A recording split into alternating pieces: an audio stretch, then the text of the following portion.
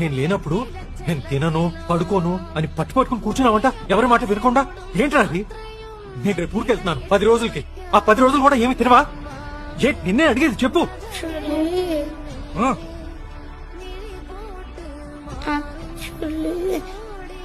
ఏమైందంటే యాక్చువల్లీ ఏంటి చెప్పు. ఫీవర్ వస్తుంది, తినకపోతాను.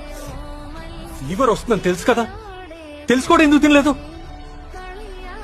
ఎందుకంటే బాగా మొన్న అనింది ఫీవర్ వస్తే హాస్పిటల్లో అడ్మిట్ అవ్వాలని. హాస్పిటల్లో అడ్మిట్ అయ్యి నీతో పాటు ఉండొచ్చని తినలేంటండి.